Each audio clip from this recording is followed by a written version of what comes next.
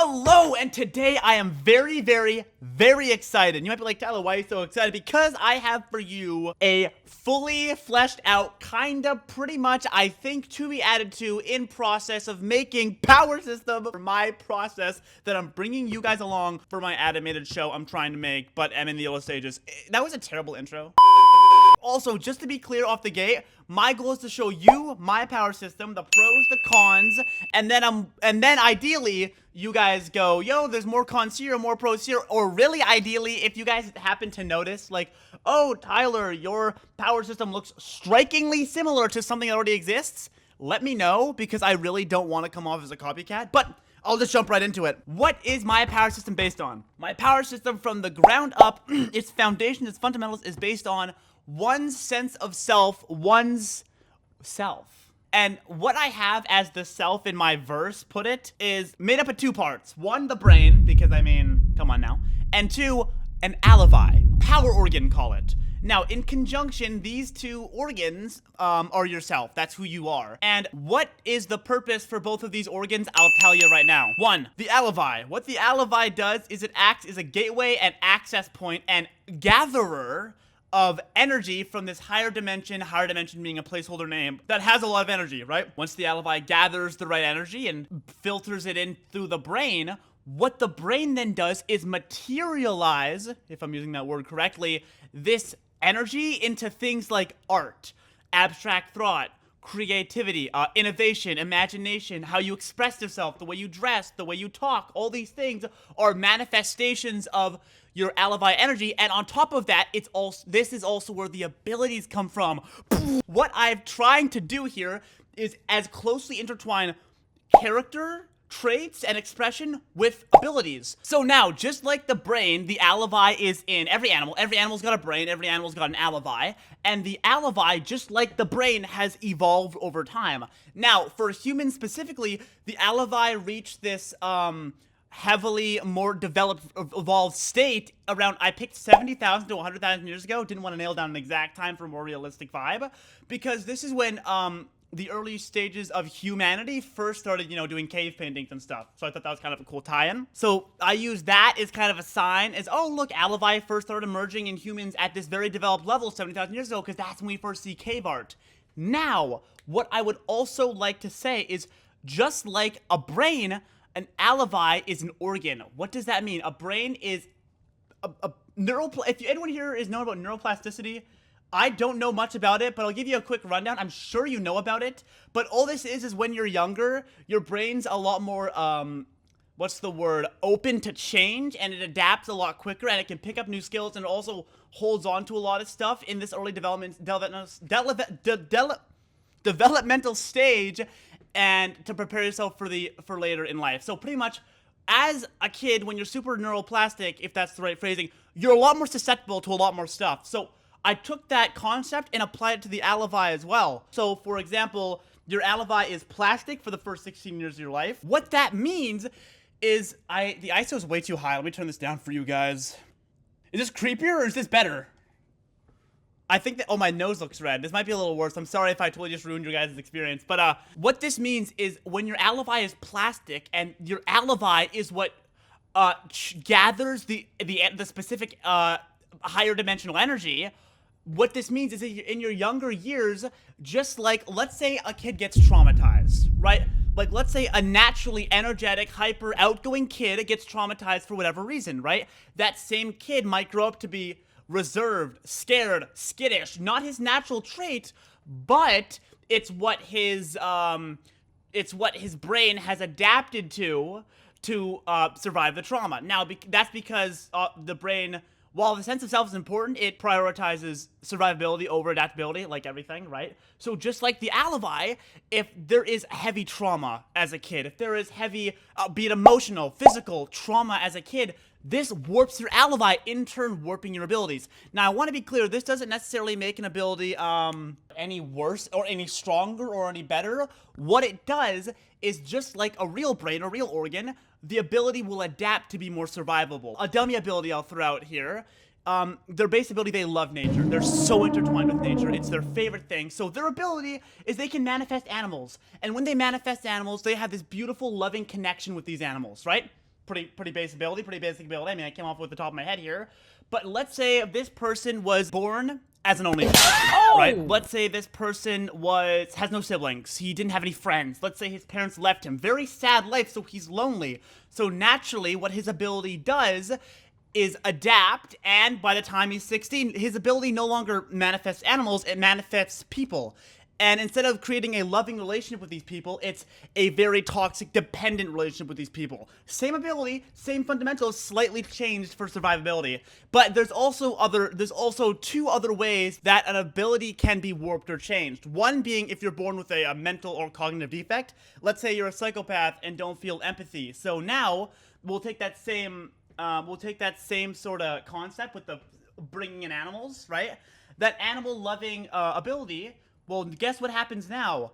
You don't have empathy. You're born without empathy as a psychopath, let's say that. You're born without a fear factor as a psychopath, let's just say that. So now instead of creating beautiful deer and beautiful elks and you have a great connection with them, you don't have empathy. You don't have fear. You now have the ability to create strictly grotesque functional creatures because you don't have to love them because you can't because you're a psychopath. I don't know if that's exactly how psychopathy works. Sorry if it's a misrepresentation, just trying to give an example. So that same ability turns from loving creations into functional creations, and there's no affection there. So as you can see, in each situation, the ability isn't necessarily stronger, it's just different. And this will apply to all the abilities across the verse. And then the third type of change is heavy trauma or life-changing situations post-plastic stage of the alibi. This is just where like from 18 to 20 you go through like you're in the war and you get bombed and it's like, oh my god, I'm traumatized now, but like since your alibi isn't plastic anymore,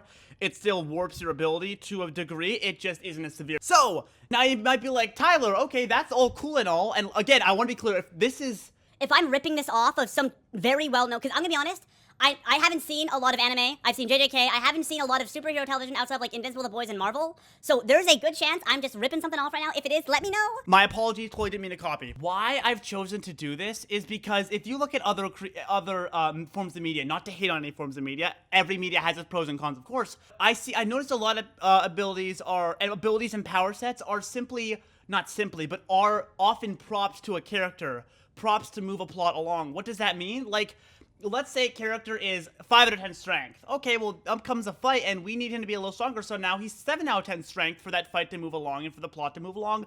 And then this fight after that, it's like, oh, hold up, now he needs to be a little weaker, so we'll make him 3 out of 10 strength.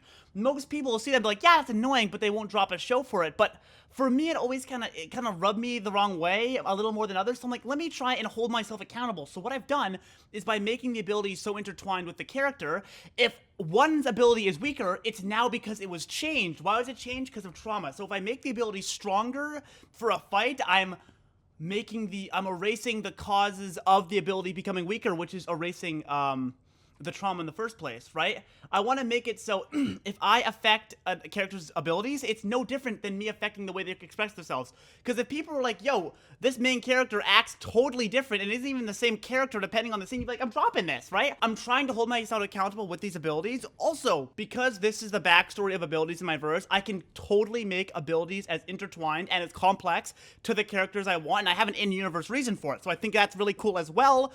And number 3, I don't want to fall into the common trope of being like, oh, look, every one of my characters has an ability that closely matches the personality and it's just coincidence. I thought this was a good run from that. Now, also, you might be wondering, Tyler, what kind of world are you working with here? Does everyone just have these abilities? I'm going to say no. And why I'm going to say no is because how these abilities how people deal with these abilities, right? One person can only have an ability if they were born with a specific gene, this being a recessive gene, so both parents have to have the recessive gene for ability usage, and then they will be awakened, to use the generic terminology for it. And once they are awakened, they now have access to that ability. Now, also to be clear, I kind of have it around 10% of people get the gene to have abilities. But the other filter here is, if you have the gene for the ability, it doesn't assure you get an ability because you have to train it. You have to master it. If you don't master it, you'll just get like, oh, this guy has an awakened gene, but he just gets extra vivid dreams. He has a little more intuition. Maybe he's really fast. Not crazy fast, just faster than the average. But you'd have to develop and master and learn to master your ability to get actual ability parts. I will have like, 3% variance because I want 3% variance because I want it to be realistic. But every single person once awakened gets their an equivalent access to the higher dimensional energy. But then I ran into a funny little tidbit of information where I was like, hold up, evolution solves for survivability, right? And you'd think having a power that could level cities would be pretty survivally beneficial, if that's the right word. So I had to come up with a loop around for that. So what I did was, well, if you have this awakened gene, it ups. Oh my god, I didn't even tell you what the gene does. Oh my gosh, what the gene does is it affects, what was it, amygdala and hippocampus, I believe. These being the two, and if I got that wrong, I'll put this here. These being the two parts of the brain responsible for merging emotion and memory, right? And I think that's a lot about what you are, how you perceive and react to the world, and you as yourself are based upon your memories, right? What this does is the gene activates a greater ability to filter the energy in the amygdala and the hippocampus, because that's what filters memory and emotion, which is tightly woven to what the abilities are. But the reason why this is a recessive gene is, one, this is a huge load bearer on the human, right? 20% of the human's energy is used on the brain already. With this awakened gene, it's 35%. As well as the fact is, oftentimes this increased level of power leads to a low mortality rate or a high fatality rate. I don't know if that's the right word, but they'll die young, right? All this power often warrants a counter power, and that can lead to dying in your 30s before reproducing, or your 20s. And number 3 is every single person that has the abilities is rare, right? So they may have struggle connecting, they may have struggle finding love, i.e. have trouble reproducing, which means for those 3 reasons, from a survivability evolutionary standpoint, it's a handicap and not quite a power ability. That's kind of my workaround there. Let me know if it's good or not. What do I got next? Now, what this means is, if I want to give the best kind of analogy I can for what an ability is, the language they choose to speak / the way they choose to express their access to the Alibi extra dimensional energy. That's all an ability is. The ability is no different than language, right? I'm never going to talk like someone else, just like someone else is never going to talk exactly like me. If I all of a sudden started acting different, you'd be like, okay, this is kind of a bad story. So the ability is going to be the same way. Oh my gosh, hello. Obviously, because I'm a teenager writing a story, I want there to be a ton of cool fight scenes. So I'm going to have all these complex abilities, and the way I want my fights to happen is I don't want it to be a simple brute force fight, you know? I don't want it to be a lot like, oh, this guy can punch really hard, but this big enemy we're coming up against next can punch way harder, and we gotta punch harder than he punches. Like, no, I want a lot of my fights to be visually symbolistic of what they're feeling inside, right? I want all of my fights to be, of course they'll be physical because you're fighting, but I want so much of it to be cognitive, battle IQ, knowledge, outsmarting, and I want so much of it. Like, I have so many abilities that I don't want to leak specific abilities right now, and I don't want to leak specific fight scenes I have planned, but so many of them are psychological, and they're based on outsmarting. They're based on who can use their ability in their most creative way, just like who can express their ability in their most honest way to take out the other guy, right? It's almost a battle of who can express themselves the most, right? So it's kind of like, it's kind of fun. I also want to be super honest with you guys, right? I don't want to leak too much about my story, but I also don't want to come across as just a generic idea. So I'm kind of balancing a line right now. I don't want to say too little, because if I say too little about my power system, my characters, my cosmology, it's just going to come off as, oh, I've seen this on 1,000 times, right? But if I tell too much, then I'm spoiling my whole story, right? So I want to tell you enough that you can be like, oh, okay, this is like a new original idea. But I also don't want to tell it too much and just give away everything. So I'm kind of trying to balance that line. So hopefully that kind of accounts for any discrepancies you notice. So because abilities are an expression of oneself, I don't want them to just be combat oriented. Like, something for me is I'm not gonna go out and hate on anyone else's work right now, because I don't want to hate on people's work right now. I'm not in a critiquing mode right now. But so many times I see someone's ability and I go, that's a cool ability I have, and I think, yeah, but outside of actually fighting someone, what does that ability really offer? But that's where I want my abilities, since they're an expression of self, they're not only combat oriented, right? A lot of people's abilities are used in their everyday life. It can help them make breakfast. It can help them go to bed. Maybe they use it as a form of sleep medication. Maybe they use their ability as a way to transport. Maybe they use their ability as a new means of communication. Like, these abilities are not just combat. they're everywhere in your life. Just like you talk everywhere in your life. You use your words for many different reasons. You dress for every area of your life. Your ability's the same way. And another reason why I wanted to link abilities so tightly with personality and character development is because when I develop an ability, that doubles as a use, and now it also develops a character. But also, it kind of gives me this new way, or maybe not new, I'm sure this has been done before because I'm not reinventing the wheel or anything here. The reason why I picked this, I'm losing my train of thought right now, is it kind of gives me a unique way to represent a character's development. Now I don't need my character to walk to another one and go, hey, I think I'm feeling better, right? What I can do is mid-fight, he shoots a giant blast, or a giant blast is pretty generic, I don't want to give away too much. That's like 10 times more powerful, and you're like, oh my gosh, he did it, he conquered his fears, or whatever, right? It gives me a new way to not only display, but visually display their emotion developing. Like, oh my gosh, he is super fearful, and he has this talk with someone, and now you can see real time their emotional development and their emotional growth represented as giant flashy fights on the battlefield. And I think that could be a really cool contrast. And it allows me to spend more time in the abilities while also giving good character development time. Not saying I don't want to do the regular character development, because I still think that's super cool. There's so much more I want to say about this, but it's not quite polished, or it's in spoiler territory, so I can't give away. I think this is as much as I can give away right now, but I would super love to give away more. Have a great day.